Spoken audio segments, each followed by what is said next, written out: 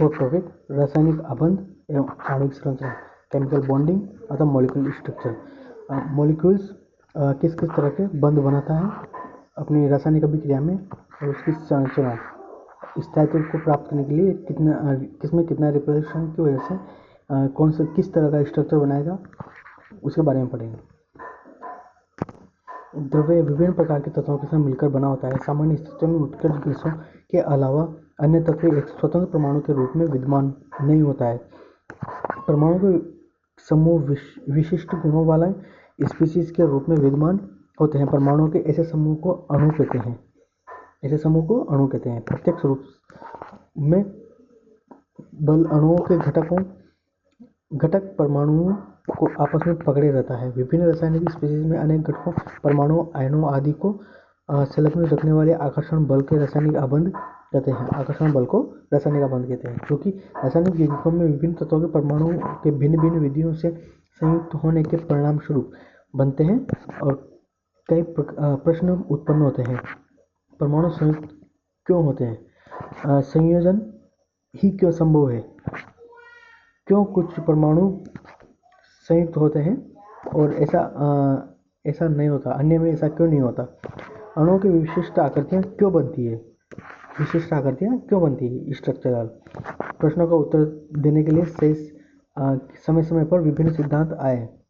अपने समय अनुसार कोसेल लुईस सिद्धांत, लुईस स्ट्रक्चर, संयोजकता कक्ष इलेक्ट्रॉन युग्म प्रतिकर्षण, VSEPR विषय पर सिद्धांत, और संयुक्ता अबंध सिद्धांत, आणविक कक्ष सिद्धांत, मॉलिक्यूलर ऑर्बिटल थ्योरी MOT, और संयोजकता के विभिन्न सिद्धांतों का विकास एवं रासायनिक अबंधों की प्रकृति की व्याख्या का सीधा संबंध वास्तव में परमाणु संरचना, तत्वों के इलेक्ट्रॉनिक विन्यास, आवर्त सारणी को समझने से रहा है।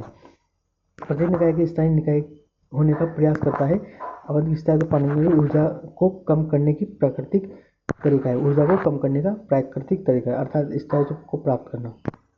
रासायनिक अबंध की कोसेल लुईस अवधारणा। इलेक्ट्रॉन द्वारा रासायनिक अबंधों के बनने की व्याख्या के लिए कई प्रयास किए गए, लेकिन 1916 में कोसेल और लुईस स्वतंत्र रूप से संतोषजनक व्याख्या देने में सफल हुए। उन्होंने सर्वप्रथम संयोजकता, वैलेंसी की तर्कसंगत व्याख्या की। यह व्याख्या उत्कृष्ट गैसों की अक्रियता पर आधारित थी, अर्थात सहसंयोजक बंध और उपसहसंयोजक बंध, ये दो तरह के बंध, ये इंटर एटॉमिक के अंदर होते हैं, और इंटर मोलिक्यूल्स में van der Waals force, hydrogen bond और इस तरह के बंध होते हैं। लुईस परमाणु के एक अवशोषित आंतरिक इलेक्ट्रॉन का एक नाभिक युक्त तथा बाह्य कक्षकों के रूप में निरूपित किया। बाह्य कक्ष में अधिकतम 8 इलेक्ट्रॉन समाहित हो सकते हैं। उसने यह भी माना कि 8 इलेक्ट्रॉन घन के कोनों पर उपस्थित होते हैं, जो केंद्रीय अष्टि के चारों तरफ घिरे रहते हैं। इस प्रकार सोडियम के बाह्य कक्षक में उपस्थित एकल इलेक्ट्रॉन घन के कोने पर स्थित रहता है, जबकि उत्कृष्ट गैसों में घन के 8 कोनों पर एक इलेक्ट्रॉन अवस्थित होता है। इलेक्ट्रॉन का अष्टक एक विशेष स्थायी विन्यास निरूपित करता है। लुईस ने यह अभिग्रहित दिया कि परमाणु परस्पर रासायनिक अबंध द्वारा, अर्थात केमिकल बॉन्ड द्वारा संयुक्त होकर अपने स्थायी अष्टक को प्राप्त करते हैं। उदाहरण के लिए सोडियम और क्लोरीन के सोडियम अपनी एक इलेक्ट्रॉन क्लोरीन को सफलतापूर्वक देकर अपना स्थायी अष्टक प्राप्त करता है। क्लोरीन एक इलेक्ट्रॉन प्राप्त कर अपना स्थायी अष्टक निर्मित करता है और सोडियम आयन NaCl बनाते हैं। उदाहरण जैसे कि क्लोरीन, फ्लोरीन, हाइड्रोजन परमाणु के अबंध परस्पर इलेक्ट्रॉन सहभाजन द्वारा निर्मित होते हैं। इस प्रक्रिया में परमाणु एक बाह्य स्थायी अष्टक अवस्था प्राप्त करते हैं। लुईस प्रतीक, ठीक है, अष्टक पूर्ण करके अपनी स्थायी अवस्था में प्राप्त करते हैं। लुईस प्रतीक, किसी अणु के बनने के परमाणु के केवल बाह्य कोश इलेक्ट्रॉन रासायनिक संयोजन में हिस्सा लेते हैं। ये इनके संयोजकता इलेक्ट्रॉन कहलाते हैं, अर्थात वैलेंस इलेक्ट्रॉन। आंतरिक कोश इलेक्ट्रॉन अच्छी प्रकार से सुरक्षित होते हैं, सामान्यतः संयोजन प्रक्रिया में सम्मिलित नहीं होते हैं। एक अमेरिकी रसायन जी.एन. लुईस ने परमाणु संयोजक इलेक्ट्रॉनों को निरूपित करने के लिए सरल संकेतनों को प्रस्तावित किया, जिन्हें लुईस प्रतीक कहा जाता है। उदाहरण दूसरे आवर्त के तत्वों के लुईस प्रतीक इस प्रकार है, जैसे कि लिथियम की 3 परमाणु क्रमांक 3 होता है। हाइड्रोजन, हीलियम और लिथियम। हीलियम में 1s1 1s2, इसमें 3 इलेक्ट्रॉन, पहले 2 इलेक्ट्रॉन 1s2 में भरा आएंगे, उसके बाद 1s1 अर्थात बाह्य कक्षक में 1 इलेक्ट्रॉन है, जो कि बॉन्ड बनाने के लिए तत्पर है, युग्मित होने के लिए। कक्षक में 1 electron plus half minus half अवस्था में रहता है। युग्मित होने के बाद ये स्थिर अवस्था में होता है, जो कि बॉन्ड फॉर्मेशन करता है, संयोजक बंध। और उपसंयोजक बंध क्या होता है? जैसे कि दोनों ही युग्मित इलेक्ट्रॉन अगर इस अवस्था में है तो ये दोनों ही एक बॉन्ड फॉर्मेशन करता है, जैसे कि isocyanide, triple bond isocyanide nitrogen अपना लोन पेयर कार्बन को प्रोवाइड करवाता है। ये उपसंयोजक बंध होता है। उपसंयोजक का और उदाहरण माने तो कोवेल, ये पूरा एक टॉपिक है, मेटेलिक कंपाउंड जो कि उपसंयोजक बंध बनाते हैं। इसी प्रकार 1s1 1s2 2s2 2p, पहले जैसे कि बोरोन को लेते हैं, इसमें 3 इलेक्ट्रॉन है बाहरी कक्षक में, यहाँ 2, p में 1, कार्बन में 4 है, तो 2 इसमें 2 p कक्षक में। ऑक्सीजन में 3 तो अयुग्मित, पहले 3 अयुग्मित भरा में आएंगे, फिर उसके बाद जब एक और इलेक्ट्रॉन है वो युग्मित होगा, अर्थात 2 वैलेंसी है, और अपना अष्टक पूर्ण करने के लिए ये 2 इलेक्ट्रॉन इसको चाहिए। तो अष्टक क्या होगा? इसमें 6 इलेक्ट्रॉन और 2 इलेक्ट्रॉन इसके अष्टक पूर्ण करने के लिए जो युग्मित करने के लिए जितनी इलेक्ट्रॉनों की आवश्यकता है उसको बोलेंगे अष्टक का नियम, वैलेंस, और उसको वैलेंसी बोलेंगे। लुईस प्रतीकों का महत्व। प्रतीक के चारों ओर उपस्थित बिंदुओं की संख्या परमाणु की संयोजकता इलेक्ट्रॉन की संख्या को दर्शाती है। संयोजकता इलेक्ट्रॉन को दर्शाती है। यह संख्या तत्वों के सामान्य अथवा समूह संयोजन के परिकलन में सहायता करती है। सामान्य और समूह की संयोजकता के परिकलन में सहायता करती है। तत्व की समूह और संयोजकता या तो लुईस प्रतीक के उपस्थित बिंदुओं की संख्या के बराबर होती है, या 8 बिंदुओं अथवा संयोजकता इलेक्ट्रॉनों की संख्या को घटाकर इसे परिकलित किया जा सकता है। रासायनिक बंध के संबंध में कोसेल के निम्नलिखित तत्वों को आकर्षित किया गया। देखो, अष्टक का नियम क्या कहता है? जैसे सोडियम है, Na+ में कन्वर्ट होने के बाद या फिर इलेक्ट्रॉन दान करने के बाद ये नियोन की तरह अपना अष्टक कंप्लीट कर लेगा। उसी तरह क्लोरीन 1 इलेक्ट्रॉन ग्रहण करने के बाद क्लोरीन माइनस, जो कि 2p5 है, एक वैलेंसी शो करेगा जो इलेक्ट्रॉन ग्रहण करने के बाद अपना अष्टक कंप्लीट कर लेगा, अर्थात असक्रिय हो जाएगा। और CF2, इसमें Ca+2 ऑर्गेनिक की तरह और फ्लोरीन की तरह अपना अष्टक पूरा करेगा। अर्थात जैसे कहा जा सकता है कि इलेक्ट्रॉन ग्रहण करना लुईस एसिड और इलेक्ट्रॉन दान करना लुईस बेस कहलाएगा। ये लुईस एसिड की तरह काम करेगा। धनायन तथा ऋणायन के बीच आकर्षण के फलस्वरूप ये आयनिक बॉन्ड होता है। वैसे विद्युत संयोजक बंध बनाते हैं। इसके बाद है अष्टक का नियम। अष्टक का नियम क्या कहता है?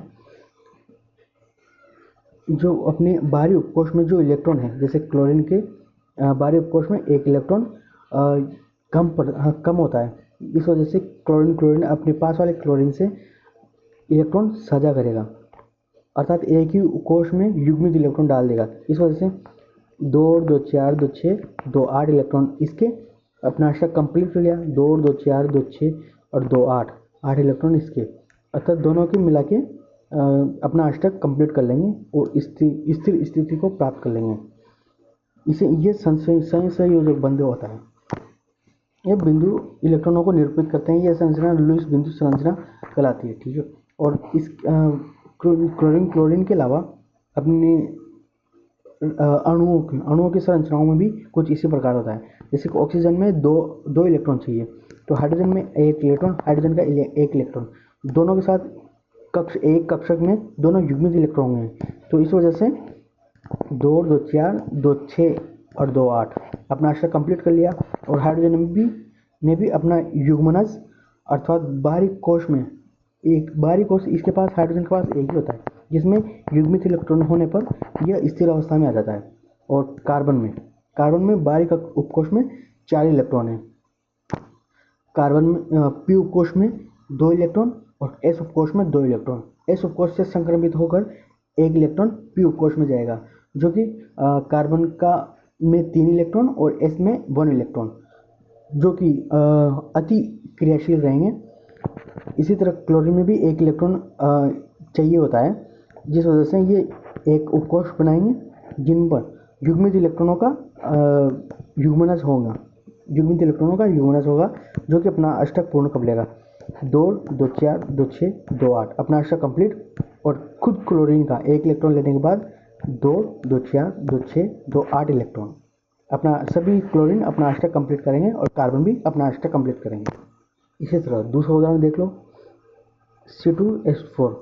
इसमें भी 4 इलेक्ट्रॉन के साथ ये डबल बॉन्ड का फॉर्मेशन करेगा और अपना अष्टक कंप्लीट करेगा। हाइड्रोजन भी अपना युग्मनज पूरा करेगा।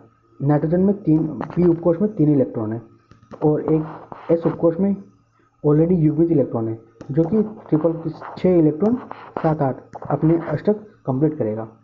सरल अणुओं में लुईस निरूपण। लुईस बिंदु संरचनाओं द्वारा सहभागिता इलेक्ट्रॉन युग्मों तथा अष्टक नियम के अनुसार अणुओं तथा आयनों में आबंध का चित्रण किया जाता है। यद्यपि यह चित्रण अणु में आबंध तथा उसकी प्रकृति के पूर्ण रूप को स्पष्ट नहीं करता, परंतु इसके आधार पर विचलन, फॉर्मेशन और पर्याप्त सीमा पर समझने की सहायता मिलती है।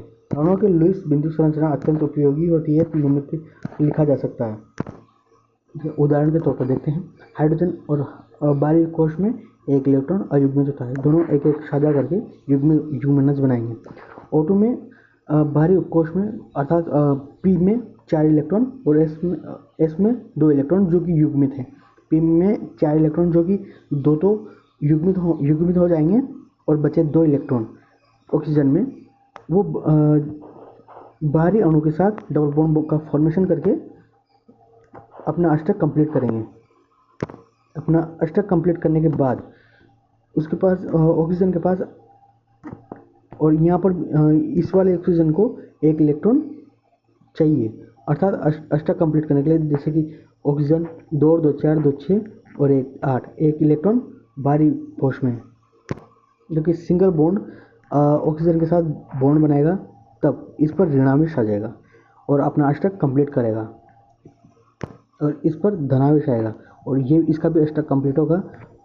4 इलेक्ट्रॉन यहाँ 4, 5, 6, 7, 8 इलेक्ट्रॉन टोटल अपना अष्टक कंप्लीट करेगा, परंतु इस पर धनावेश और इस पर ऋणावेश आ जाएगा। NF3 में भी कुछ इस तरह बाहरी पी उपकोश में 3 अयुग्मित इलेक्ट्रॉन है, जो कि फ्लोरीन के 1 इलेक्ट्रॉन के साथ अष्टक कंप्लीट करेगा और बंध का फॉर्मेशन करेगा, परंतु एक लोन पेयर रहेगा इसमें। लोन पेयर जो कि पी उपकोश का जो युग्मित इलेक्ट्रॉन है। और CO3 इसमें भी अष्टक का नियम कुछ इसी तरह का पालन करेगा। लुईस डॉट स्ट्रक्चर में फॉर्मल आवेश कैसे निकालेंगे? जैसे कि H3O+ या O3 का H3O+ या फिर NH4+, NO3-, इनको आवेश कैसे निकालेंगे? इसका जो फॉर्मूला होता है Q = valence electron of all atom, अर्थात संयोजकता, संयोजित इलेक्ट्रॉन उनकी संख्या प्लस ऋणावेश इलेक्ट्रॉन माइनस धनावेश इलेक्ट्रॉन, आवेश। इससे हम आवेश ज्ञात कर सकते हैं। और लोन पेयर कैसे निकालेंगे? इसका जो आवेश है माइनस बॉन्ड पेयर, कितने वैलेंस। जैसे एग्जांपल लेते हैं H3O+ में जब क्यू कैसे निकालेंगे? इसके ऑक्सीजन के बाहरी उपकोश में 6 इलेक्ट्रॉन प्लस H3O 3 जो बॉन्ड बनाएगा 3 इंटू आवेश कितना है 1 माइनस धनावेश कितना है 1। इसका आवेश और बॉन्ड पेयर में इलेक्ट्रॉन कितने हैं 6, अतः लोन पेयर क्या आएगा 2।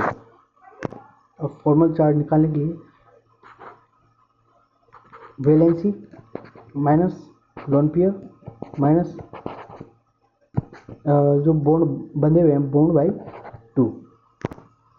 इससे फॉर्मल चार्ज फाइंड आउट, इससे फॉर्मल चार्ज फाइंड आउट हो गया और इससे लोन पेयर फाइंड आउट होंगे।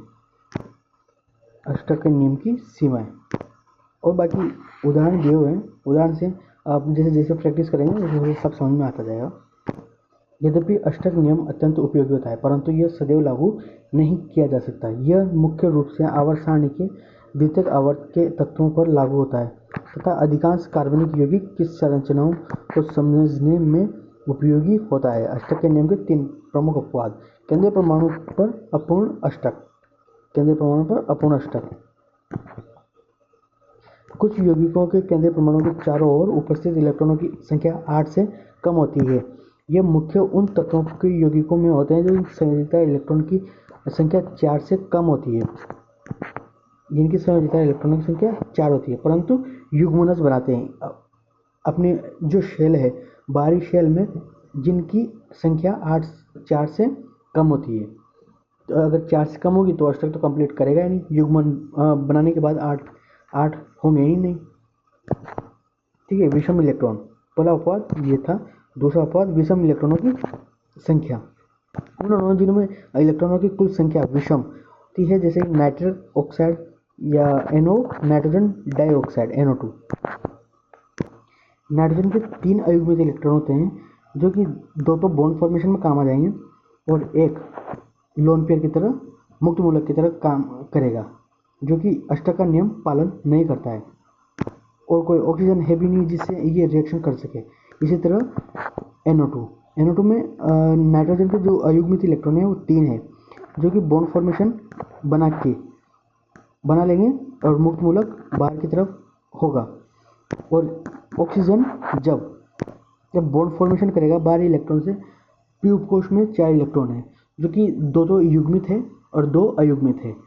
एक अयुग्मित इलेक्ट्रॉन बॉन्ड फॉर्मेशन करेगा और एक अयुग्मित इलेक्ट्रॉन ऋणावेश की प्राप्ति करवाएगा, जो कि अष्टक का नियम पालन नहीं करता। 2 और 2 4, 2 6, 2 8 और एक ऋणावेश की प्राप्ति, जो कि विषम इलेक्ट्रॉनों की संख्या का इसका अष्टक के नियम की अपवाद की तरह कार्य करेगा। प्रसारित अष्टक आवर्त सारणी के तीसरे तथा इसके आगे के आवर्तों के तत्वों के आबंध के लिए 3s 3p कक्षकों के अतिरिक्त 3d कक्षक भी उपलब्ध होते हैं। इन तत्वों के अनेक यौगिकों में केंद्रीय परमाणु के चारों ओर 8 इलेक्ट्रॉन प्रसारित होते हैं तथा ये यौगिक जैसे कि P5S6 H2SO4 यह एक त्रिविम फलक बनाएगा और फ्लोरीन 180 डिग्री पर ऊपर और नीचे की तरफ प्रसारित होंगे। अर्थात जैसे सल्फर है, ये अपने इलेक्ट्रॉनों को संक्रमण करके अयुग्मित करेंगे जो कि फ्लोरीन के साथ युग्मनज बनाएंगे। इसमें अष्टक का नियम पालन नहीं करता है। इसमें 10 इलेक्ट्रॉन होते हैं, 5 बॉन्ड को फॉर्मेशन करेगा तब 10 इलेक्ट्रॉन, और ये 6 बॉन्ड को फॉर्मेशन करेगा तब 12 इलेक्ट्रॉन, और यहाँ पर भी सल्फर 12 इलेक्ट्रॉन। और यहाँ सल्फर सिर्फ यही स्ट्रक्चर नहीं और भी कई तरह की स्ट्रक्चर का फॉर्मेशन करता है। रोचक तथ्य यह है कि सल्फर के अनेक यौगिक भी बनाते हैं। ठीक है, नियम का पालन होता है। उदाहरण के सल्फर के चारों ओर इलेक्ट्रॉन का अष्टक उपस्थित होते हैं। ठीक है, अष्टक के नियम की कुछ कमियां। ये स्पष्ट है कि अष्टक का नियम कुछ उत्कृष्ट गैसों की रासायनिक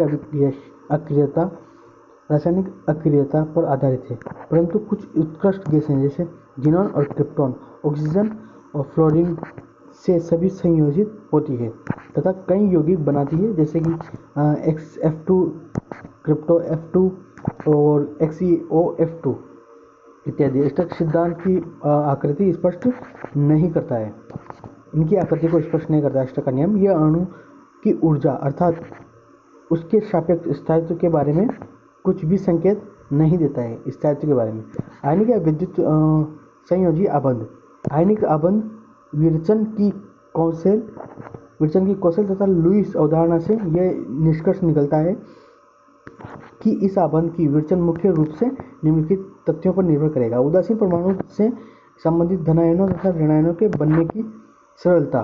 ठीक है, उदासीन परमाणु की धनायनों तथा ऋणायनों के बनने की सरलता, धनायनों तथा ऋणायनों की ठोस में व्यवस्थित होने की विधि, क्रिस्टलीय यौगिकों के जालक लेटिस निर्मित होने की विधि, जैसे कि रॉक सॉल्ट है और समुद्री नमक है। आयनन एंथैल्पी क्या होती है? इलेक्ट्रॉन निकालने पर दी गई ऊर्जा और इलेक्ट्रॉन देने पर दी गई ऊर्जा, इलेक्ट्रॉन लब्धि। ये स्पष्ट है कि आयनिक आबंध निम्न आयनिक एंथैल्पी तथा अपेक्षाकृत निम्न इलेक्ट्रॉन लब्धि एंथैल्पी वाले तत्वों के बीच अधिक सरलता से बनते हैं। जालक एंथैल्पी किसी आयनिक ठोस में के एक मोल यौगिक को गैसीय अवस्था में संगठित आयनों में पृथक करने के लिए आवश्यक ऊर्जा को उस यौगिक की जालक एंथैल्पी कहते हैं, अर्थात उसके जालक को तोड़ने के लिए जो एंथैल्पी दी गई है उसे जालक एंथैल्पी कहते हैं। उदाहरण के लिए NaCl की जालक एंथैल्पी 788 किलो जूल पर मोल है। इसका अर्थ है कि एक मोल ठोस NaCl को एक मोल सोडियम और एक मोल क्लोरीन माइनस के में अनंत दूरी तक पृथक करने के लिए 788 किलो जूल ऊर्जा की आवश्यकता होती है। आबंध प्राचलन, आबंध लंबाई। आबंध लंबाई क्या होती है? किसी अणु के आबंधित परमाणुओं के नाभिकों के बीच आबंध परमाणुओं के जो बंधित होते हैं, जो बॉन्ड फॉर्मेशन होता है, सहसंयोजक बंध, नाभिकों के बीच साम्यावस्था दूरी आबंध लंबाई कहलाती है, अतः बॉन्ड फॉर्मेशन में बॉन्ड की लंबाई। एक बॉन्ड ए, बॉन्ड बी, इन दोनों के बीच में जो दूरी है यह कहलाएगी बंध लंबाई टोटल। और आबंध कोण क्या होता है? जब H2O में दो हाइड्रोजन है, वह लोन पेयर, इसके जो लोन पेयर है उनसे प्रतिकर्षण करके रिपल्शन की वजह से एक कोण का फॉर्मेशन करेंगे जो कि 104 डिग्री के आसपास होगा। अगर यहाँ पर बंधों की संख्या ज़्यादा हुई तो यह कोण और ज़्यादा नज़दीक आएगा और 100 से भी कम हो जाएगा। इसके कहते हैं आबंध कोण, जो कि रिपल्शन की वजह से कम ज़्यादा होता रहता है। ये त्रिविमीय कोण होते हैं जो कि अपनी स्थिर अवस्था अपेक्षाकृत, जैसे कि कार्बन पर 4 आबंध है। कार्बन यहाँ मेटल कंपाउंड ले लो, ये 4 में 2D में भी बंध बना लेंगे, 90 डिग्री बना लेंगे। अगर यहाँ एक और बंध बना तब यह फलक की तरह फलक बनाएगा। ये एक समतल में एक फलक बनाएगा, ये ऊपर ये नीचे, ये व्यवस्थित रूप में अपने आप कन्वर्ट हो जाएंगे, 3 डायमेंशनली फॉर्म होंगे। आबंध एंथैल्पी। आबंध एंथैल्पी क्या होती है? इनके जो बॉन्ड को तोड़ने के लिए दी गई ऊर्जा वो आबंध एंथैल्पी कहलाएगी। आबंध कोटि, ये क्या होती है? सहसंयोजी आबंध में की लुईस व्याख्या के अनुसार किसी अणु के 2 परमाणुओं के मध्य आबंधों की संख्या आबंध कोटि कहलाती है। बॉन्ड ऑर्डर जिसे बोलते हैं, आबंधों की संख्या को बॉन्ड ऑर्डर कहलाती है। H2 में सहभाजिता युग्मित इलेक्ट्रॉन O2, जिसमें 2 सहभाजिता इलेक्ट्रॉन युग्म है। नाइट्रोजन में 3 सहभाजिता युग्मित इलेक्ट्रॉन है, अर्थात 3 वैलेंसी की वजह से 3 बनेंगे। इनमें आबंध कोटि क्रमशः 1, 2, 3 है। इसी प्रकार CO में जहाँ पर कार्बन तथा ऑक्सीजन के बीच 3 सहभाजित युग्म है, आबंध कोटि 3 है। नाइट्रोजन में आबंध कोटि 3 है और डेल्टा H है। आबंध कोटि जो एंथैल्पी है का मान 946 किलो जूल है, जो द्विपरमाणुक अणु के लिए सर्वाधिक है। सभी इलेक्ट्रॉनिक परमाणुओं तथा आयनों के आबंध कोटि समान होती है, ठीक है। F2O2-2 में आबंध कोटि 1 है। इसी प्रकार N2CONO+ में आबंध कोटि 3 है। अनुनाद संरचना। अनुनाद क्या होता है? जब इलेक्ट्रॉनों का जो p उपकोष है इनमें विचरण, इलेक्ट्रॉन यहाँ से बॉन्ड का फॉर्मेशन यहाँ पर और यहाँ से वापस यहाँ पर कन्वर्जन को अनुनाद कहते हैं, रेजोनेंस कहते हैं। जिस वजह से इनकी अगर यहाँ सिंगल बॉन्ड हुआ तब इसकी लंबाई 148 और यहाँ डबल बॉन्ड हुआ तब इसकी बॉन्ड की लेंथ लंबाई 121 होगी। तो अगर जैसे अनुनाद करेंगे तो यहाँ इलेक्ट्रॉन का क्लाउड बनेगा, क्लाउड की वजह से इसकी लंबाई ना तो 148 रहेगी ना 121 रहेगी, ये बीच में कहीं स्थिर अवस्था में कन्वर्जन होगा, इसे अनुनाद कहते हैं और ये ज़्यादा स्थिर अवस्था में होगा। सामान्य रूप से कहा जा सकता है कि अनुनाद अणु का स्थायित्व प्रदान करता है। अनुनाद अणु को स्थायित्व प्रदान करता है, क्योंकि अनुनाद संकर की ऊर्जा किसी भी वहन संरचना की ऊर्जा से कम होती है, अर्थात स्थिर ऊर्जा ज़्यादा होती है, ज़्यादा स्थिर होता है। अनुनाद के कारण अबंधों के लक्षण औसत मान प्राप्त करते हैं, ठीक है। O3 के अणु के अनुनाद संकर थर्ड की ऊर्जा केमिकल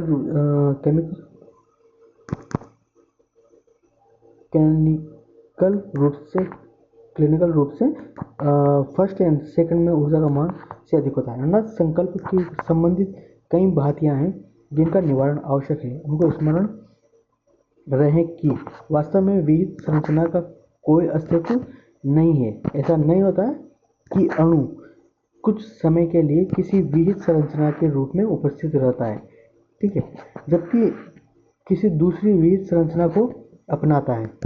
विहित संरचना के चलावे कीटों तथा इनोल के मध्य पाई जाने वाली साम्य जैसी कोई साम्य नहीं होता है। वास्तविक रूप में अणु को केवल एक संरचना होती है जो विहित संरचना के अनुनाद संकर होती है। केवल एक लुईस संरचना द्वारा प्रदर्शित नहीं किया जा सकता।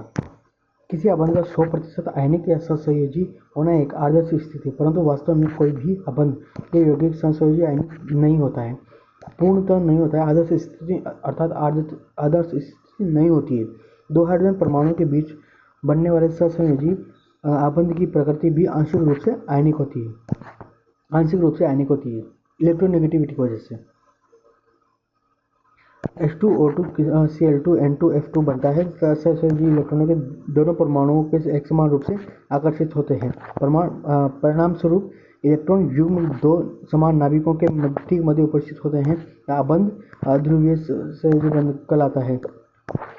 बंध कहलाता है। इसी विपरीत HF एक विषम परमाणु अणु है जो दो परमाणु के फ्लोरीन की विस्थापित हो जाता है। इलेक्ट्रॉन युग्म फ्लोरीन की ओर विस्थापित हो जाता है, अर्थात फ्लोरीन की इलेक्ट्रोनेगेटिविटी अधिक होने की वजह से इसका ध्रुवण कुछ इस तरह से होगा, हल्का सा ऋणावेश, हल्का सा धनावेश। ये भी हम ऑर्गेनिक केमिस्ट्री में भी इसी वजह से पढ़ते हैं कि ये रिएक्शन क्यों करता है, H+ दान क्यों करता है, क्यों, क्योंकि इस पर आंशिक ऋणावेश और आंशिक धनावेश अवेलेबल होता है। ये पूर्णतः HF पूर्णतः सहसंयोजी नहीं होता है, इसमें आयनिक संबंध भी होता है। इस वजह से ये ध्रुवीयता शो करेगा, और इस ध्रुवीयता शो करने का कारण एक ही नहीं है, इस पर भार का भी होता है। इसका जो न्यूक्लियस है, इसका परमाणु भार है वो अधिक होगा अपेक्षाकृत, इस वजह से भी रोटेशन करता रहेगा। किसी भी विकिरण को गुजारते हैं तब भी वो किरणों को रोटेशन कर देगा, जियोमेट्रिक रोटेशन भी होगा और अबंध ध्रुवीय घूर्णन भी होगा। उत्सर्जक अबंध द्विध्रुव में इसका जो इलेक्ट्रोनेगेटिव की वजह से जब खींचेगा तो द्विध्रुव आघूर्ण इस तरह से होगा। और बड़े कंपाउंड अणु में देखें तो हाइड्रोजन इस तरफ हाइड्रोजन के इलेक्ट्रॉन को इस तरफ खींचेगा, इस ऑक्सीजन दूसरे वाले हाइड्रोजन के इलेक्ट्रॉन को भी इस तरफ खींचेगा, तो कुल आघूर्ण इस साइड होगा। और BF2 के साथ इलेक्ट्रॉन इस तरफ खींचेगा, एक तरफ इलेक्ट्रॉन इस तरफ खींचेगा, तो इसका टोटल जो आघूर्ण है वो 0 होगा। इसमें 3 डायमेंशनली जब इलेक्ट्रॉन को इस तरफ खींचेगा और ये किसी कोण पर F cos थीटा से खींचेगा, तब द्विध्रुव आघूर्ण इसका भी 0 होगा। द्विध्रुवों के कुछ पैरामीटर्स देखे, ये सब रेखीय कंपाउंड है, फ्लोरीन, क्लोरीन, ब्रोमीन, आयोडीन और H2। HF की इलेक्ट्रोनेगेटिविटी ज़्यादा की वजह से 1.78 इसका द्विध्रुव आघूर्ण सबसे ज़्यादा होगा, अर्थात एक ही रेखा में सबसे ज़्यादा खींचेगा। Cl उससे थोड़ा कम, Br थोड़ा कम, I थोड़ा कम और H2 दोनों सेम कंपाउंड है, इस वजह से द्विध्रुव आघूर्ण 0 होगा। और आकृति मुड़ा हुआ और रेखीय AB3, तब H2 में 1.8, H2S में उससे कम और CO2 में सबसे कम, अर्थात न्यूट्रल कर देगा एक दूसरे को। AB3 में ये त्रिकोणीय होगा जो कि लोन पेयर की वजह से, और नाइट्रोजन का द्विध्रुव आघूर्ण 1.47, NF3 में 0.23 अर्थात कैंसिल आउट कर देगा इसमें NF3 में। BF3 में बिल्कुल ही 0 होगा। इस तरह AB4 में भी कैंसिल आउट ज़्यादा होने पर CH4 में 0, CCl4 में 0, CaCl3 हाइड्रोजन एक विषम है, Cl के अनुपात में, इस वजह से इसका द्वितीय आघूर्ण ज़्यादा होगा। चतुष्फलक के कंपाउंड कहलाएं। संयुक्ता कोष के इलेक्ट्रॉन युग्म प्रतिकर्षण। जैसा कि हम पहले बताया जा चुका है कि लुईस अवधारणा अणुओं की आकृति का व्याख्या करने में असमर्थ है, इसलिए VSEPR सिद्धांत सहसंयोजी आकृति को समझाने के लिए सरल कार्यविधि उपलब्धता करवाता है। इसमें विस्पर जो सिद्धांत है, इसकी मूलभूत अवधारणाएं क्या क्या है। अणु की आकृति केंद्रीय परमाणु के आसपास उपस्थित संयोजी इलेक्ट्रॉन युग्मों अर्थात लोन पेयर या बॉन्ड पेयर की संख्या पर निर्भर करती है। केंद्रीय परमाणु के संयोजकता कोष में उपस्थित इलेक्ट्रॉन युग्म एक दूसरे को प्रतिकर्षित करते हैं, अर्थात lone pair lone pair, lone pair bond pair, bond pair bond pair किस तरह प्रतिकर्षण करते हैं वो अभी क्रम देखेंगे। अभी इसमें इलेक्ट्रॉन अब्र का ऋणात्मक आवेश होता है। ये इलेक्ट्रॉन युग्म त्रिविम उपस्थितियों के प्रयत्न करते हैं तथा त्रिविम स्थितियों में अवस्थित होने का प्रयत्न करते हैं, जिसके फलस्वरूप उनमें प्रतिकर्षण कम से कम हो जाता है, अर्थात सुव्यवस्थित करते हैं अपने आप को। इनके मध्य अधिकतम दूरी होती है। संयोजकता कोष को एक गोले के रूप में माना जाता है।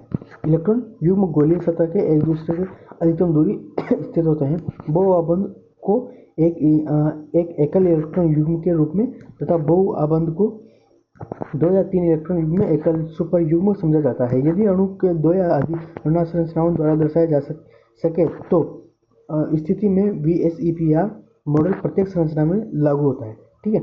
इसमें लोन पेयर का जो रिपल्शन है, प्रतिकर्षण है, वो सबसे ज़्यादा होगा लोन पेयर का। लोन पेयर यहाँ बॉन्ड पेयर है, लोन पेयर और बॉन्ड पेयर का उससे कम, और बॉन्ड पेयर का रिपल्शन थोड़ा कम होगा। नाइहोम और गिलेस्पी इलेक्ट्रॉन एकाकी युग्मों तथा आबंधों के महत्वपूर्ण अंतरों की व्याख्या करते हुए VSEPR मॉडल के सुधार किया। एकाकी इलेक्ट्रॉन युग्मों की स्थगित होते हुए जब परमाणु के बीच सहभागिता होते हैं तब किसी इलेक्ट्रॉन युग्म की अपेक्षा एकाकी युग्म के अधिक स्थान घेरते हैं। आबादी इलेक्ट्रॉन युग्म की अपेक्षा एकाकी युग्म अधिक स्थान घेरते हैं, अर्थात लोन पेयर ज़्यादा स्थान घेरते हैं। इसके फलस्वरूप इलेक्ट्रॉन एकाकी युग्म के अधिक की अपेक्षाकृत प्रतिकर्षण होते हैं, अर्थात लोन पेयर ज़्यादा प्रतिकर्षण देते हैं। वे अणु जिनके केंद्रीय परमाणु का कोई एकाकी युग्म उपस्थित नहीं होता है, वे अणु, ये ज्यामितीय आकृति पूर्वानुमान लगाने का अणुओं की 2 श्रेणियों में बांटा गया है। वे अणु जिनके परमाणु एक या एक से अधिक अणु एकाकी युग्म उपस्थित होते हैं, अर्थात इनके रिपल्शन जैसे कि रेखीय रूप में 180 डिग्री BCl2 रहेगा। BF3 ये त्रिकोणमिति में 120 डिग्री रिपल्शन की वजह से व्यवस्थित कर लेंगे। और अगर जैसे 4 होंगे, 4 में ये जेड पक्ष में 109 डिग्री के कोण पर व्यवस्थित हो जाएंगे, और ये एक प्लेनर में तीनों, और ये 90 डिग्री समकोण पर, और ये इन तीनों का कोण 120 डिग्री होगा। इसमें सभी का कोण 109 डिग्री के आसपास, 109.5 डिग्री होगा। CH4 और PCl5। BCl2 ये रेखीय रूप में 180 डिग्री का कोण फॉर्मेशन करेगा। BF3 ये त्रिकोणमितीय समतलीय कोण बनाएगा, जो कि कोण 120 डिग्री पर।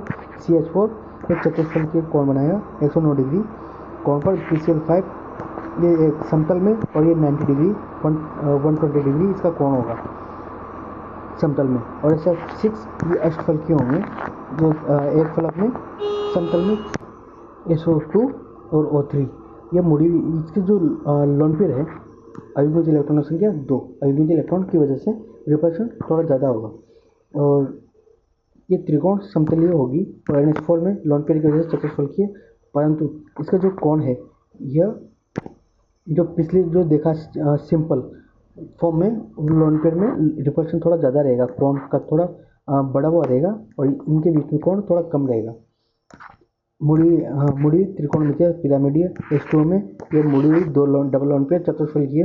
SF4 में द्विकुंडली, ये एक प्लेन में होंगे तीनों, और ये 90 डिग्री के एंगल पे होंगे ऊपर नीचे कोण पर, और ये द्विकुंडली हो गए। CF4 CF3 सॉरी, इसमें लोन पेयर है जो 2 है, और आबंधों की संख्या बॉन्ड है वो 3 है। इस आकृति को वर्ग पिरामिड बोलेंगे, और इस आकृति को वर्ग समतलीय बोलेंगे, जहाँ पर ऊपर नीचे लोन पेयर है, यह एक समतल में होगी, और वर्ग पिरामिड एक या फिर ऊपर या फिर नीचे लोन पेयर हो तो इसे वर्ग पिरामिड बोलेंगे। और टी आकृति, ये टी शेप बनाएगी इस तरह से।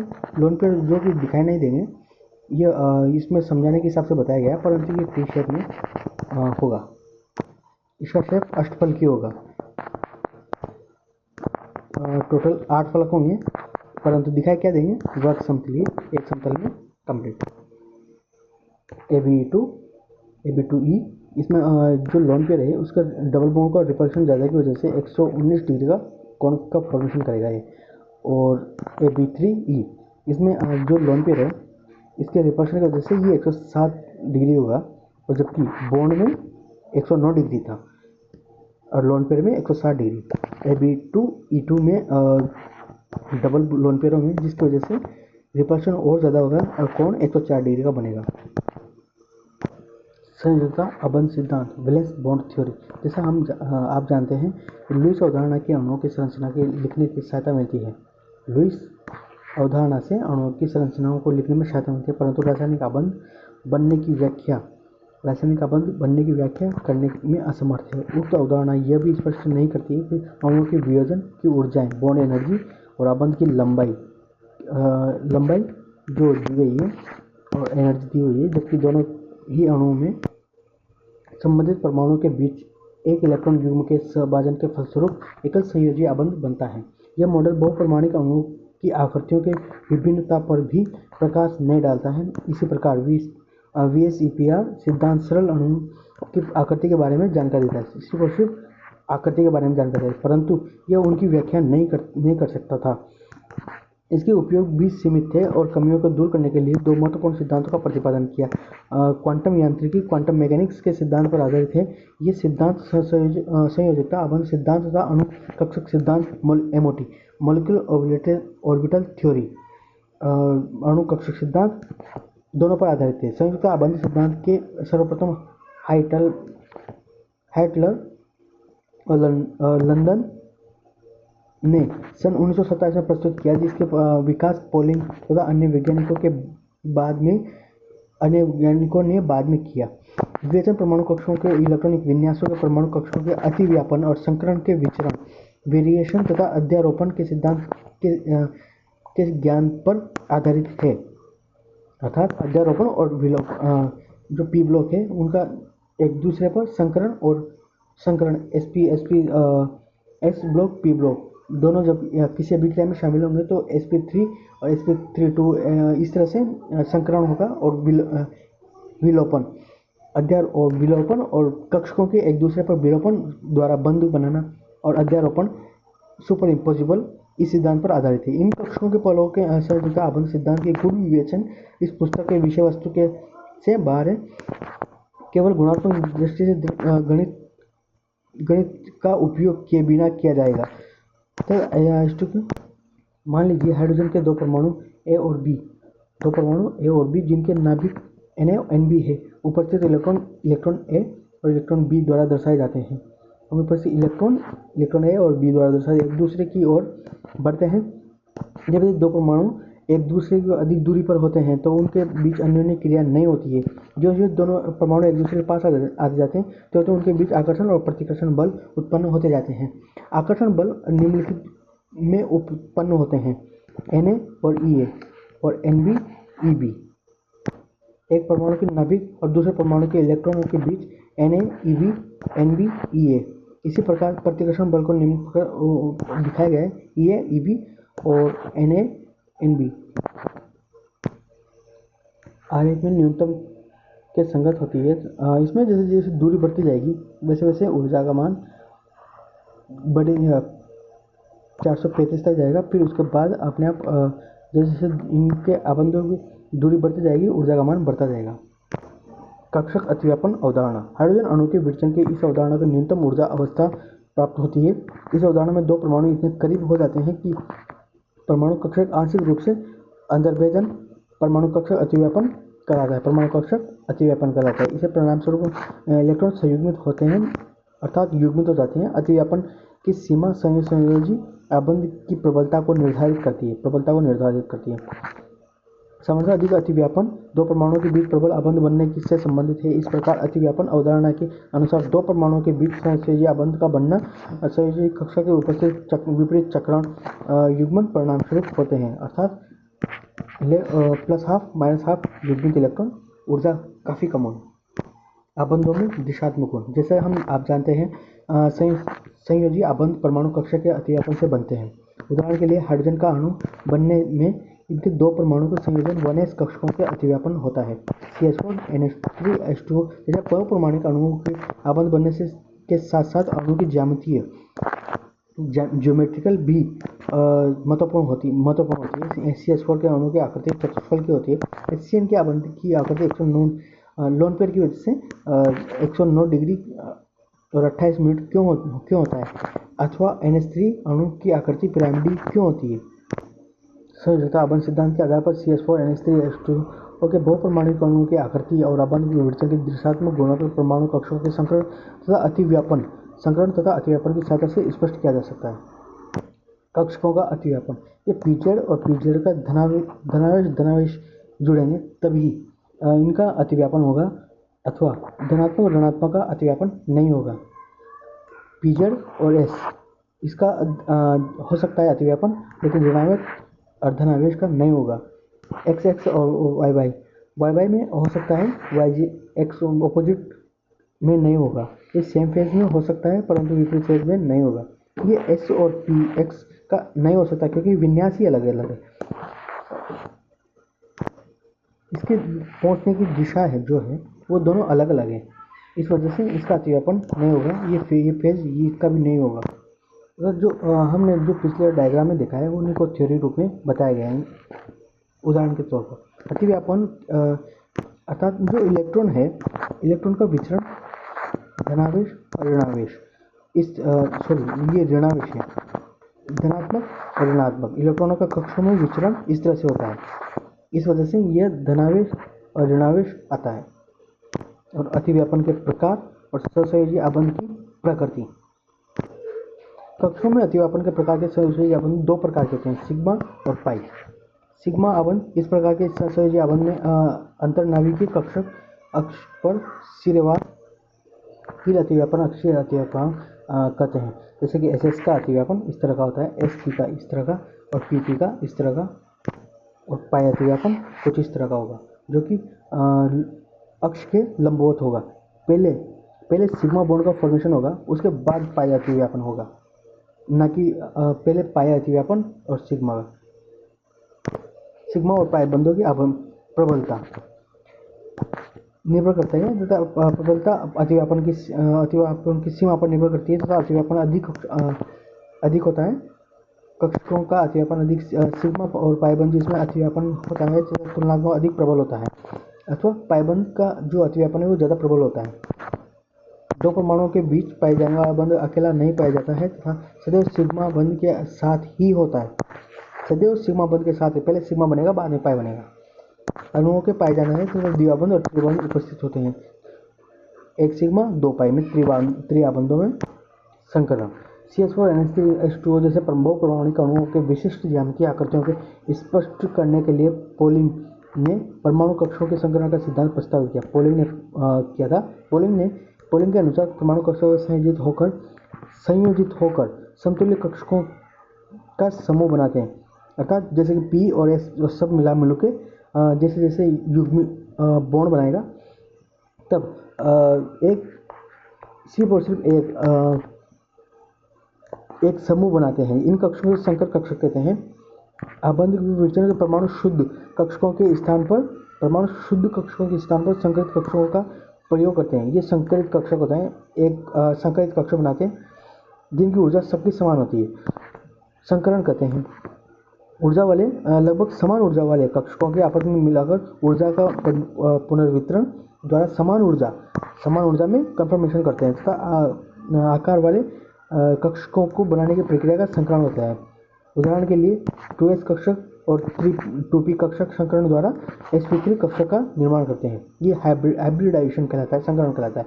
संकरण के महत्वपूर्ण लक्षण, मुख्य लक्षण, संकर कक्षकों के संकर की प्रक्रिया में भाग लेने वाले कक्षकों की संख्या के बराबर होती है। संकर कक्षक सदैव समान ऊर्जा तथा आकार के होते हैं, समान ऊर्जा और तथा समान आकार के होते हैं।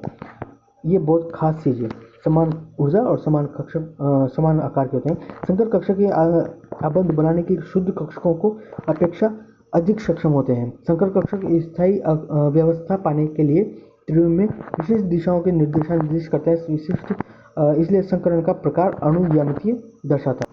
संकरण की मुख्य परिस्थितियाँ: परमाणु संयोजक कक्ष में कक्ष के संकरित होते हैं तब कक्षों के लगभग समान होनी चाहिए। संकर के इलेक्ट्रॉनों की उत्तेजन आवश्यक नहीं होते। यह आवश्यक नहीं है कि केवल अर्धमृत कक्षक ही संकरण में भाग लेते हैं। कभी संयोजक कक्ष में पूर्णतः खाली कक्षक भी संकरण हो सकते हैं।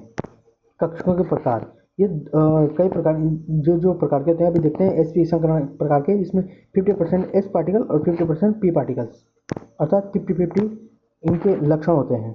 दूसरा है sp2 संकरण, इसमें 33% इनका भाग होता है।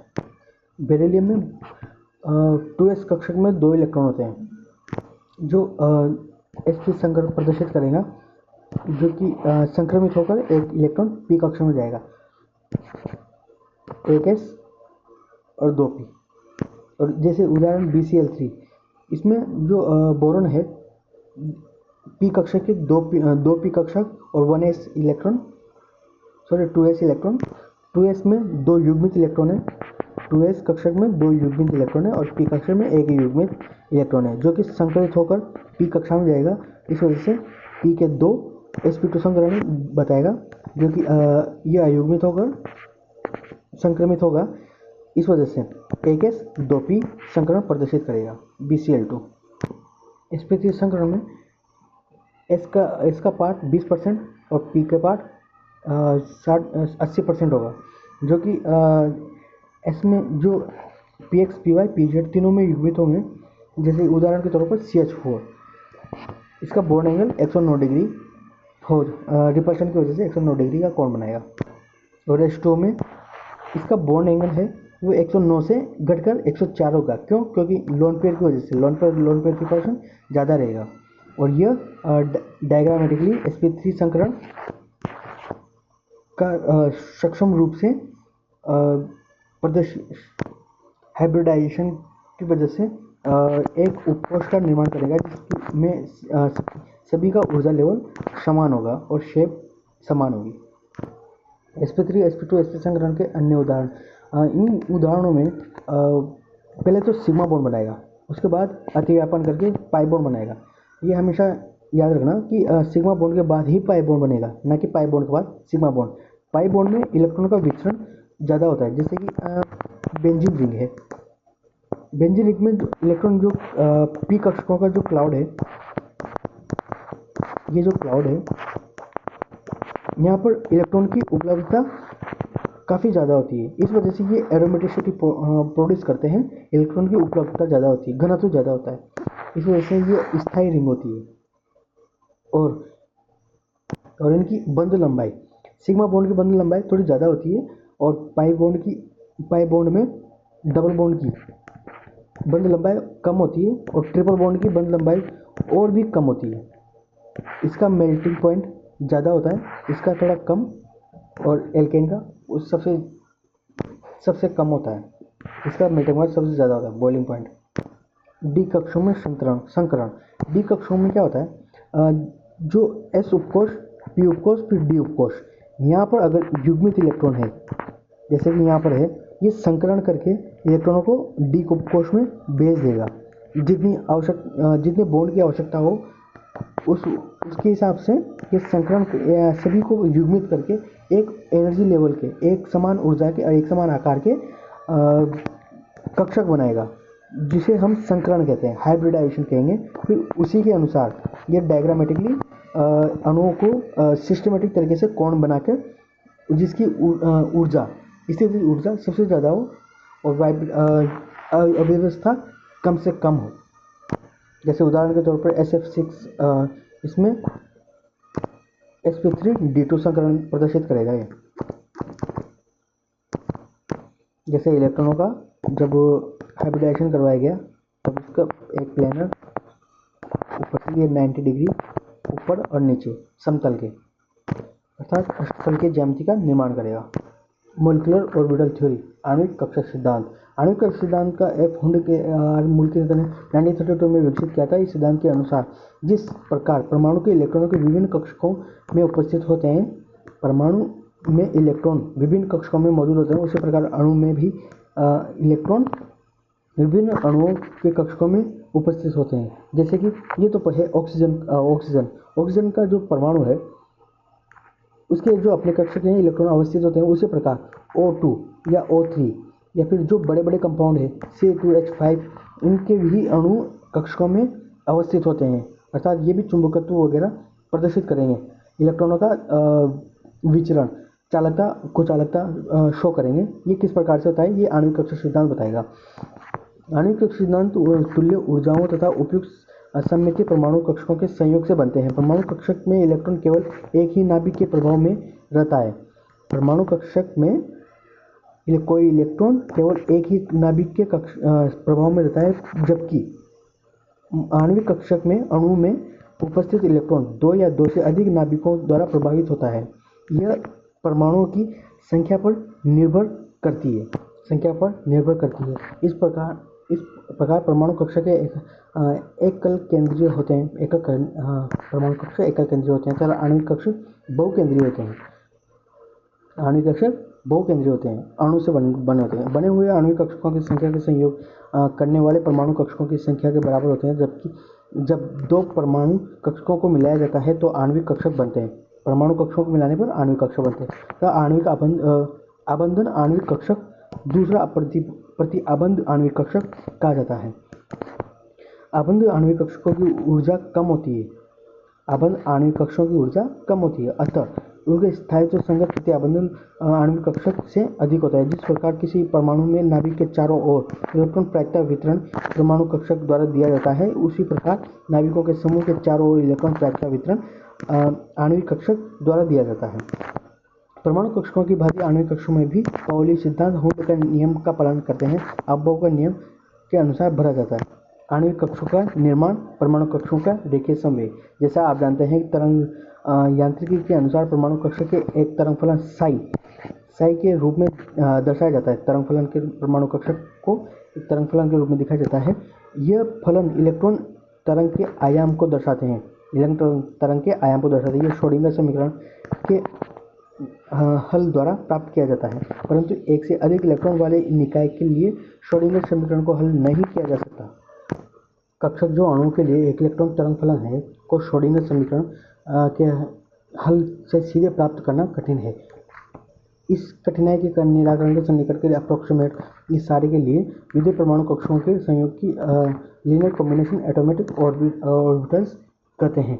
आइए हम समनाभिकीय द्विपरमाणुक अणु H2 पर इस विधि का उपयोग करते हैं। मान लें कि हाइड्रोजन अणु A दो हाइड्रोजन परमाणु A तथा B से बना है। दोनों परमाणु एक समान ही है, केवल सुविधा के लिए A और B से चिन्हित किया गया। ठीक है, हाइड्रोजन परमाणु के मूल अवस्था के 1s कक्षकों में इलेक्ट्रॉन होते हैं, एक इलेक्ट्रॉन होता है। इस परमाणु कक्षकों में हम तरंग फलन psi A psi B द्वारा प्रदर्शित करते हैं। इनका तरंग फलन, इलेक्ट्रॉनों का तरंग फलन psi A psi B द्वारा प्रदर्शित करते हैं। गणितीय रूप में आणविक कक्षकों के परमाणु कक्षकों के रेखीय संयोग व्यक्तिगत परमाणु कक्षकों के तरंग फलनों psi A तथा psi B के योग के बराबर होता है। ठीक है, इस प्रकार दो आणविक कक्षक psi और psi स्टार प्राप्त होते हैं। ये दोनों psi A plus psi B और psi star psi A minus psi B, अर्थात psi A और psi B दोनों कक्षकों के इलेक्ट्रॉन को मिलाकर psi A plus psi B और psi A minus psi B, इसको स्टार कहेंगे। अबंध कक्षक जिसकी ऊर्जा परमाणु कक्षकों की ऊर्जा से कम है। आणविक कक्षक, परमाणु कक्षक और परमाणु कक्षक। प्रतिबंध जिसकी ऊर्जा परमाणु कक्षकों से अधिक है। गुणात्मक तौर पर आणविक कक्षकों का बनना संयुक्त करने वाले परमाणुओं के इलेक्ट्रॉनों के रचनात्मक एवं विनाशी व्यतिकरण अर्थात जोड़ और माइनस के रूप में समझा जा सकता है। अबंधन आणविक कक्षक के निर्माण के अणुओं के दो इलेक्ट्रॉन तरंगों एक दूसरे को प्रबल करती है, अर्थात इनमें रचनात्मक व्यतिकरण होता है, अर्थात जोड़ती है और घटाती है। दूसरी ओर प्रतिबंधन आणविक कक्षकों के इलेक्ट्रॉनों के तरंगे एक दूसरे को निरस्त करती है, तो विनाशी व्यतिकरण कहलाता है, नष्ट करती है। इसके परिणाम स्वरूप आबंध आणविक कक्षा के अधिकांश इलेक्ट्रॉन घनत्व या परमाणु के बीच अवस्थित होते हैं तथा प्रतिकर्षण बहुत कम होता है, जबकि प्रति आबंधित आणविक कक्षक इलेक्ट्रॉन घनत्व दोनों नाभिकों के बीच के क्षेत्र की दूरी को अवस्थित करते हैं। निष्पंदन तल इलेक्ट्रॉन घनत्व का शून्य होते हैं तथा नाभिकों की उच्च प्रतिकर्षण होता है। आबंधी आणविक कक्षकों के उपस्थित इलेक्ट्रॉन नाभिकों के परस्पर बांधे रखने की प्रवृत्ति रखते हैं। ये अणु के स्थायित्व को प्रदान करते हैं तथा आबंध आणविक कक्षकों के उन परमाणु कक्षकों के सदैव कम ऊर्जा रखते हैं जिनमें संयोग से बनता है तथा आवर्ती आबंध के आणविक कक्षक के इलेक्ट्रॉन अणु को अस्थायी कर देते हैं। इलेक्ट्रॉन तथा नाभिक के बीच आकर्षण इस कक्षक के इलेक्ट्रॉनों के बीच परस्पर प्रतिकर्षण से कम होता है, इससे ऊर्जा का संकलन वृद्धि होती है। अर्थात कह सकते हैं कि जब धनावेश दो तरंग फलन प्लस और माइनस दो तरंग फलन का जोड़ होता है तब इस तरह का फॉर्मेशन होता है, प्लस और माइनस। और जब दोनों का विनाश होता है तब एक single destruction of antibodies unstable होती है, ये स्टेबल होता है। इनके संयोग की जो शर्तें हैं कुछ इस प्रकार है। परमाणु कक्षक के ऐसे संयोग के आणविक कक्षकों के निर्माण की निम्न की शर्तें हैं। संयोग करने वाले परमाणु कक्षकों की ऊर्जा समान होनी चाहिए या लगभग समान होनी चाहिए। तात्पर्य यह है कि एक S1s कक्ष दूसरे 1s कक्षकों के संयोग कर सकते हैं, परंतु 1s 2s के साथ नहीं कर सकता, कक्षकों से नहीं, क्योंकि 2s की ऊर्जा 1s की ऊर्जा से कहीं अधिक होती है। यह सत्य नहीं है कि यदि परमाणु भिन्न प्रकार के हैं। संयोग करने वाले परमाणु कक्षकों के आणविक अक्ष के पारित समान सममिति होनी चाहिए।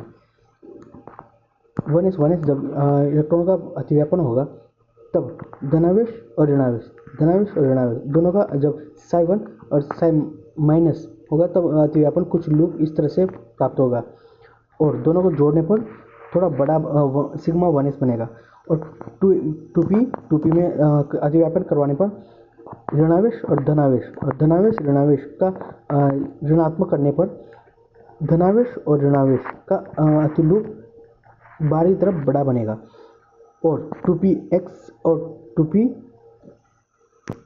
2pz और 2pz में करवाने पर बाहर की तरफ ऋणावेश छोटा अतिलूप बनेगा और बीच में बड़ा प्रतिलूप बनेगा। और पाई 2px को अगर दोनों का ऋणात्मक किया जाता है तो प्रतिलूप कुछ इस प्रकार का बनेगा और दोनों को जोड़ा जाता है तो प्रतिलूप कुछ इस प्रकार का बनेगा। यह आणविक कक्षक है और ये परमाणुविक कक्षक है। कक्षक से संयोग करेगा परंतु 2px और 2py कक्षकों से नहीं, क्योंकि सममिति समान नहीं होती। संयोग करने पर वाले परमाणु कक्षकों को अधिकतम अतिव्यापन करना चाहिए। संयोग करने वाले परमाणु कक्षकों को अधिकतम अतिव्यापन करना चाहिए। जितना अधिक अतिव्यापन होगा आणविक कक्षकों के नाभिकों के बीच इलेक्ट्रॉन घनत्व उतना अधिक होगा।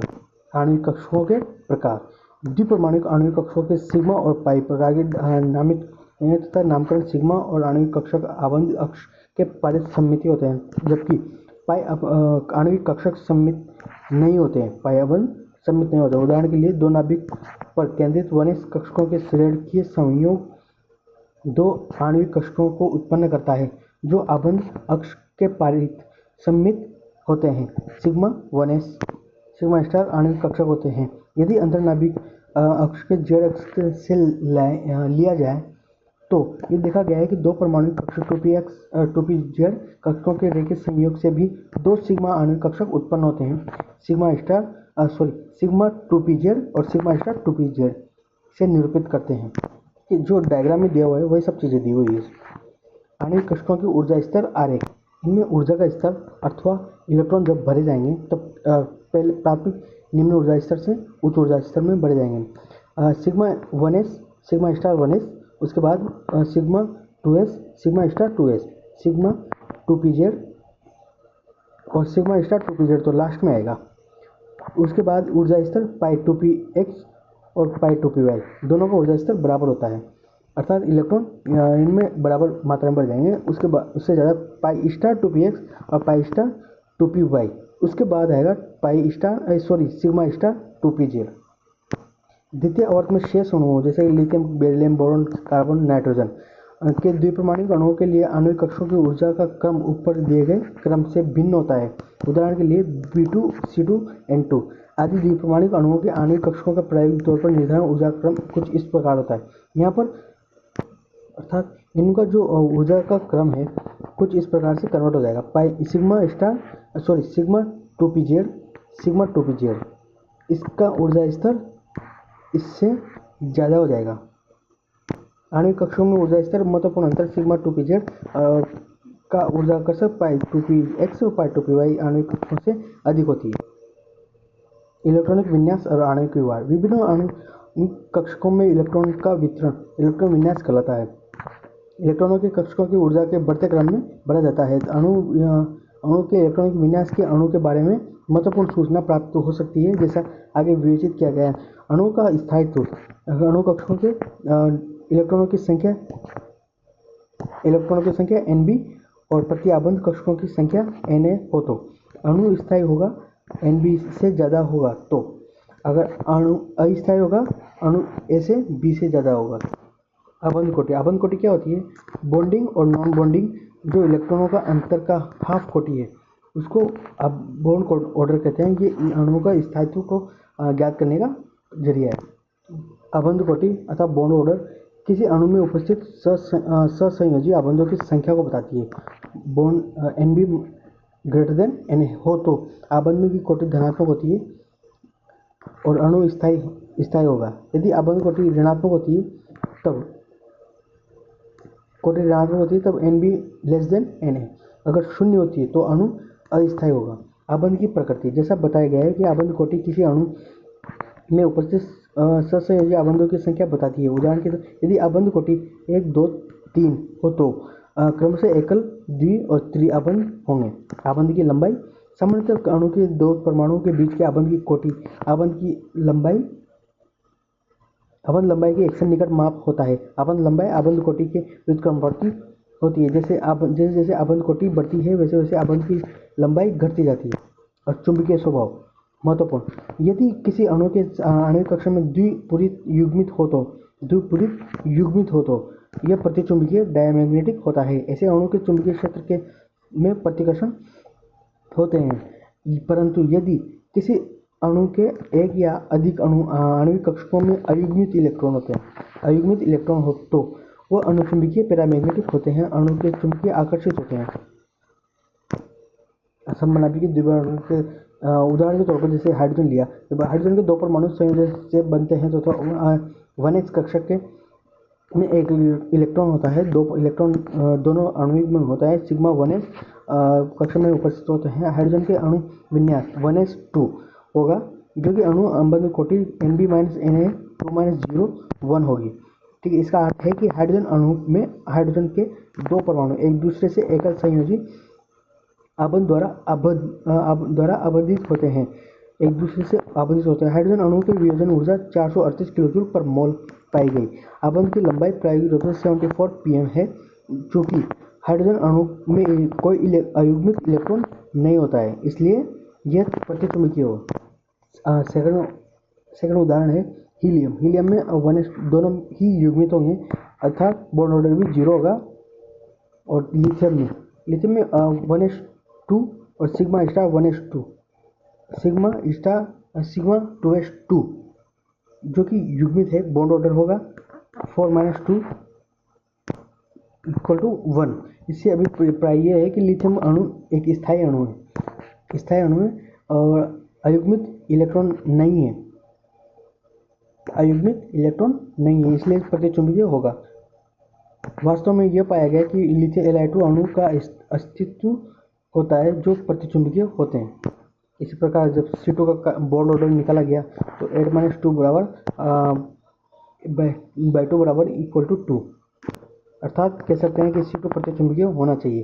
वास्तव में वाष्प अवस्था में C2 प्रतिचुंबकीय है और C2 के अणुओं के दोनों आबंध पाई आबंध है तथा पाई आबंध आणविक कक्षकों में 4 इलेक्ट्रॉन उपस्थित होते हैं। अधिकांशतः अन्य अणु में द्विआबंध और सिग्मा और एक पाई बना होता है। N2 में आबंध समझाया जा सकता है। हाइड्रोजन आबंध नाइट्रोजन, ऑक्सीजन, फ्लोरीन के ये 3 अत्यधिक विद्युत ऋणात्मक तत्व के सहसंयोजी आबंध द्वारा जुड़े। ये हाइड्रोजन और स्लाइटली इलेक्ट्रोनेगेटिव वजह से ऋणात्मक धनावेश बना होता है, जो कि इस पर भी धनावेश बना होता है। इस वजह से इसको बॉन्ड, इसके साथ हल्का हल्का बॉन्ड फॉर्मेशन करेगा, जो कि हाइड्रोजन बॉन्ड होता है। H2O जल, H2O में हाइड्रोजन ऑक्सीजन हाइड्रोजन, इस तरह से बॉन्ड इलेक्ट्रोनेगेटिव की वजह से स्लाइटली धनावेश जुड़ा होता है। अदर ऑक्सीजन के साथ जब हाइड्रोजन और ऑक्सीजन के साथ जब जुड़ता है, तब यह हाइड्रोजन बॉन्ड का फॉर्मेशन करेगा। इसका सबसे प्यारा उदाहरण बताऊं, जहाज़ों का पानी की सतह पर चलना और जहाज़ों का रेत की सतह पर चलना। अगर दलदल जैसी भूमि में उनका हाइड्रोजन बॉन्ड का फॉर्मेशन बहुत ही स्लो होता है, और रेत में तो होते नहीं है, दाने सब अलग होते हैं, इस वजह से ये नीचे बैठता है। और हाइड्रोजन H2O एक दूसरे के साथ जुड़े होते हैं, क्योंकि जुड़ा होता है हाइड्रोजन बॉन्ड की वजह से। और इसका उदाहरण बताऊं, जहाज का तैरना। हाइड्रोजन अबंधों का प्रकार, अंतराणुक और अंतराणुक हाइड्रोजन बंध। अंतराणुक हाइड्रोजन बंध में ये अबंध समान अथवा विभिन्न यौगिकों के दो अलग अलग अणुओं के बीच बनते हैं। जैसे HF अणु अल्कोहल जल के अणुओं के बीच अबंध होते हैं। अंतराणुक बंध ये क्या होता है, ये एक स्लाइटली एक में ही अपने ये बंध एक ही अणु में उपस्थित हाइड्रोजन परमाणु अधिक विद्युत ऋणता परमाणु FON के बीच बनते हैं। उदाहरण के लिए ऑर्थो और नाइट्रोफेनॉल, ये देखिए उदाहरण। Thank you.